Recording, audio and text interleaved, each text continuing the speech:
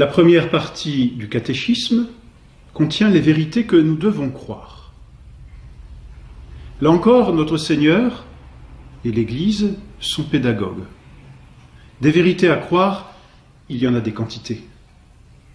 Mais pour les retenir facilement, elles ont toutes été rassemblées, ou si l'on peut dire résumées, dans ce que l'on appelle un symbole. Le mot symbole lui-même est un mot grec qui signifie résumé.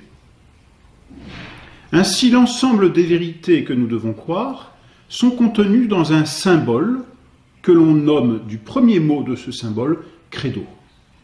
Credo, un mot latin qui signifie je crois.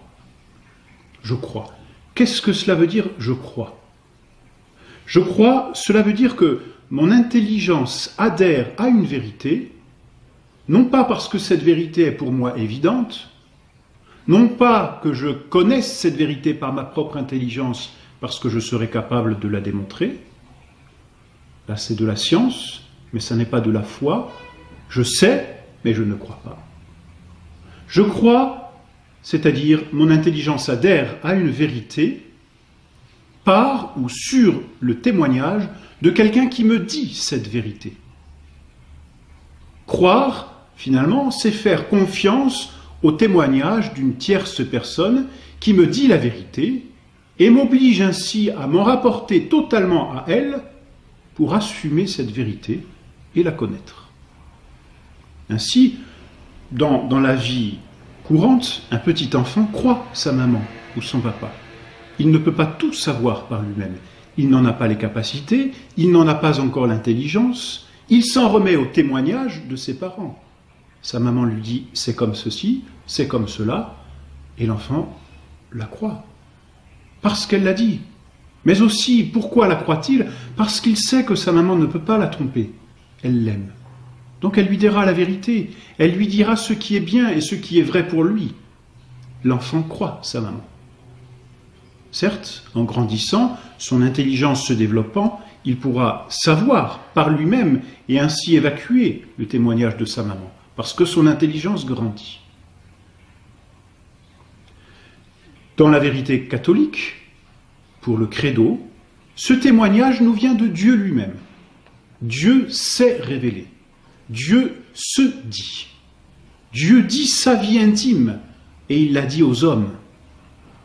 Il l'a dite dans l'Ancien Testament par la voix des prophètes et des patriarches, et il l'a dite ensuite dans le Nouveau Testament par la voix de son Fils lui-même, notre Seigneur Jésus-Christ. Et c'est sur ce témoignage de ce que Dieu est la vérité suprême et donc ne peut ni se tromper ni nous tromper, auquel cas il ne serait plus Dieu.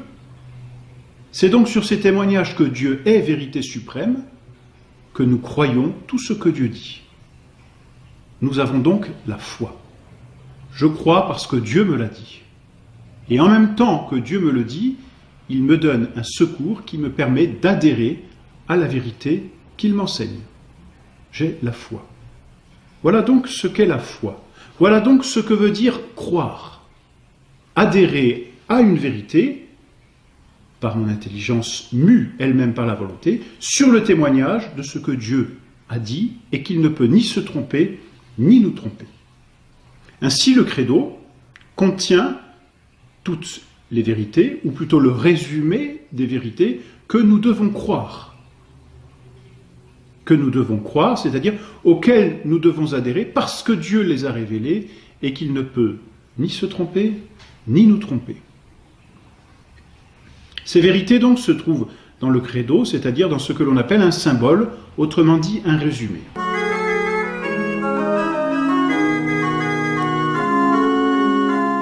On compte, pour simplifier, 3 grands symboles. Le premier symbole, qu'on appelle le symbole des apôtres, c'est le « Je crois en Dieu » que nous récitons habituellement. Le deuxième symbole, c'est le symbole de Nicée-Constantinople, issu lui-même des 2 conciles qui ont donné leur nom à ce symbole, concile de Nicée et concile de Constantinople. Et un troisième symbole, dit de saint Athanase, mais en réalité certainement un peu plus tardif, que saint Athanase, et qui développe particulièrement la Sainte Trinité, le dogme de la Sainte Trinité. Pour ce cours, et du reste pour tout catéchisme, nous nous arrêterons simplement au premier credo, qui est le résumé à la fois le plus complet et le plus facile. C'est celui que l'on appelle le symbole des apôtres. Ce symbole des apôtres est divisé en 12 articles, ou 12 propositions, ou 12 points auxquels il nous faut adhérer. Les apôtres étaient ces 12 hommes choisis par notre Seigneur Jésus-Christ au cours de sa vie pour prêcher sa doctrine et continuer son œuvre à travers le temps. Les 12 apôtres nous ont donc transmis ce que notre Seigneur leur avait donné et l'ont transmis dans ce résumé que l'on appelle le symbole des apôtres. Il est constitué de 12 points. Premier point, je crois en Dieu, le Père Tout-Puissant, Créateur du ciel et de la terre. Deuxième point, et en Jésus-Christ, son Fils unique, notre Seigneur. Troisième point, qui a été conçu du Saint-Esprit, est né de la Vierge Marie. Quatrième point, a souffert sous Ponce Pilate, a été crucifié, est mort, a été enseveli. Cinquième point, est descendu aux enfers, est ressuscité des morts le troisième jour.